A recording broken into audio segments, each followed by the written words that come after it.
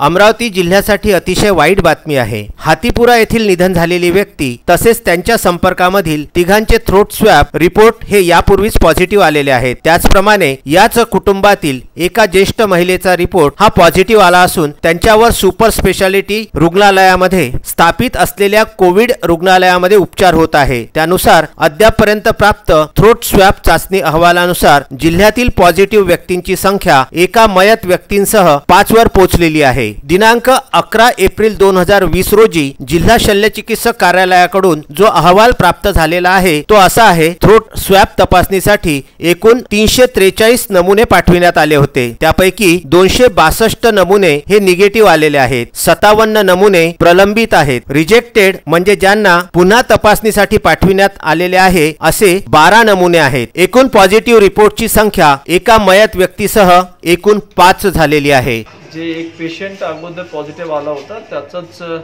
कुटुंबातील अजून एक पेशंट पॉझिटिव्ह आलेले आहेत। तर आता जिल्ह्याभरमध्ये एकंदर 5 कोरोनाचे पेशंट्स आहेत। त्याच्यामध्ये एक डेथ झालेले आहेत आणि 4 सध्या आपले उपचार केंद्राला ते इथे भरती आहेत। अजून आपण लोकांमध्ये जनजागृती करण्यासाठी मोठ्या प्रमाणात शहरामध्ये जनजागृती मोहीम घेतलेली आहे आणि त्याशिवाय आता आपण जिंगल्सच्या मार्फत आणि व्हिडिओच्या मार्फत आणि आपल्या माध्यमातून सुद्धा लोकांमध्ये एक आवाहन करू इच्छितो की अशा प्रकारच्या त्यांना कुठलेही सर्दी खोकला ताप ब्रेथलेसनेस 2-3 दिवस जास्त आढळून आल्यास तर आता आपण जिल्ह्याभरमध्ये फीवर क्लिनिक सुरू केलेले आहेत।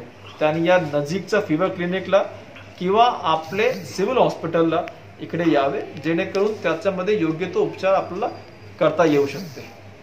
याशिवाय आपण सिव्हिल हॉस्पिटलला एक ग्लासच्या ओपीडी वापरलेली आहे जेणेकरून डॉक्टर्समध्ये सुद्धा कोणत्या प्रकारचे ओपीडी करताना काही भीतीचं वातावरण होता कामा नये।